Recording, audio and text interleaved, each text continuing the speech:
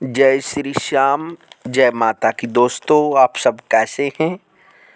आशा करते हैं साथियों आप सभी आनंदमय होंगे, आप सभी खुश होंगे, प्रसन्न होंगे और इसी प्रकार माँ भगवती की, श्री श्याम की कृपा आप सब पर बनी रहे। आप सब और आपके परिवार पर इसी प्रकार माँ भगवती की, श्री श्याम की कृपा बनी रहे। साथियों, आज बात करते हैं मार्गशीर्ष शुक्ल पक्ष की मोक्षदा एकादशी, जो कि अपने आप में बहुत ही महत्वपूर्ण एकादशी मानी जाती है। वैसे तो हर मास की एकादशी अपने आप में बहुत ही अद्भुत होती है, लेकिन मार्गशीर्ष मास की एकादशी इनमें बहुत ही विशेष है, क्योंकि भगवान श्री कृष्ण भी गीता में कहते हैं कि महीनों में मैं मार्गशीर्ष मास हूँ। गीता जी का जन्म मार्गशीर्ष शुद्ध एकादशी को हुआ था, इसलिए गीता जयंती का पावन अवसर इस दिन होता है। इस दिन विशेषकर भगवान श्री कृष्ण की व गीता जी की विशेष पूजा की जाती है और मोक्षदा एकादशी का व्रत भी रखा जाता है। यह एकादशी अपने आप में अद्भुत होने के कारण यदि इस मोक्षदा एकादशी का व्रत किया जाए तो सभी प्रकार के जो भी मन, वाणी, शरीर से पाप किए हैं वो दूर हो जाते हैं। और यदि आपको अपने जीवन में काफ़ी कष्ट है तो वो भगवान श्री कृष्ण की कृपा से, भगवान विष्णु की कृपा से वो कष्ट दूर हो जाते हैं और पितरों को मोक्ष प्राप्त होता है। इसलिए मोक्षदा एकादशी का व्रत करना बहुत ही विशेष बताया गया है। जो भक्त श्रद्धा भक्ति से इस व्रत को करते हैं उसकी सभी मनोकामनाएं पूर्ण होती हैं।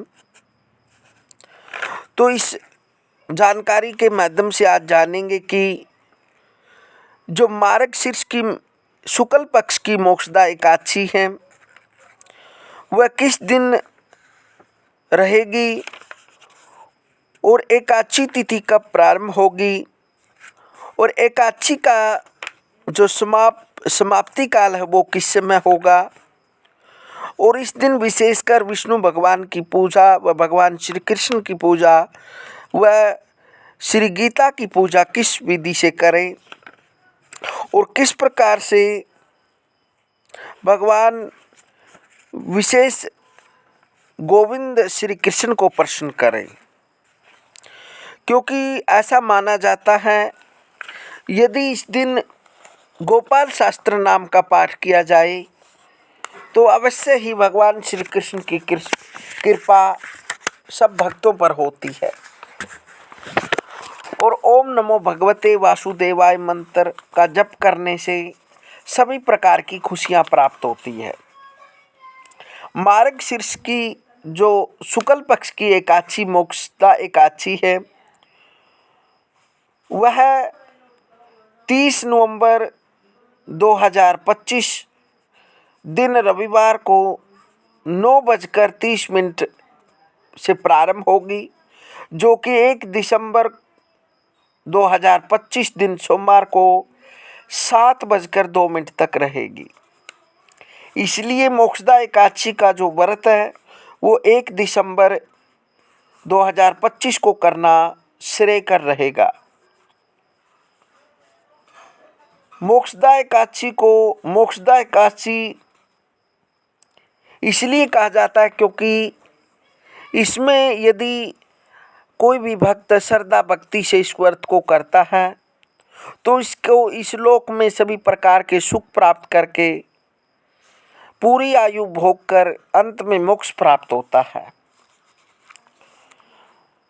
और एकादशी का विधि पूर्वक व्रत रखने तथा भगवान विष्णु की पूजा, दान आदि करने से अनेक मानसिक व कायिक पापों की निवृत्ति तथा पुण्यों की प्राप्ति होती है।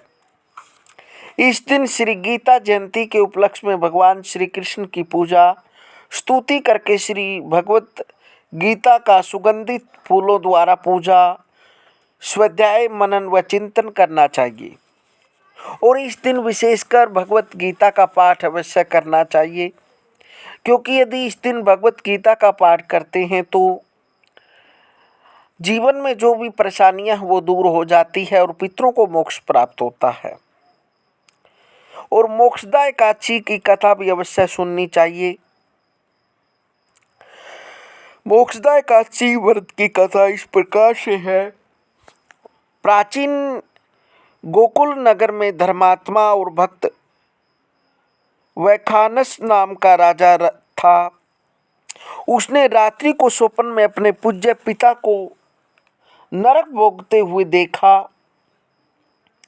प्रातःकाल उसने ज्योतिषी वेद पाठी ब्राह्मणों से पूछा, मेरे पिता का उद्धार कैसे होगा?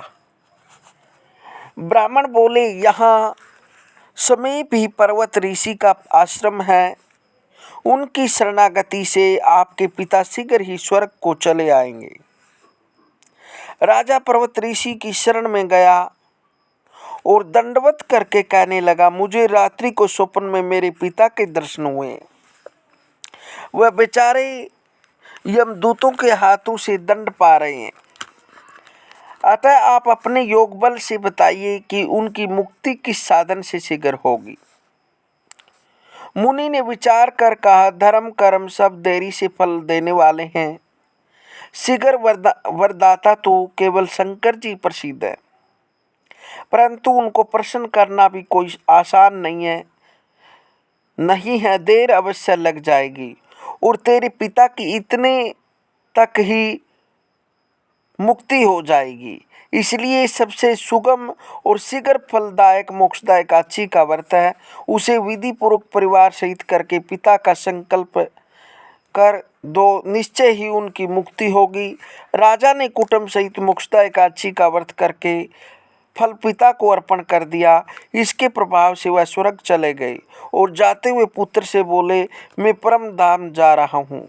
श्रद्धा भक्ति से जो मोक्षदा एकादशी का महत्व सुनता है और व्रत करता है तो उसकी सभी मनोकामनाएं पूर्ण होती हैं। मिलते हैं साथियों अगली वीडियो में, तब तक हरिओम।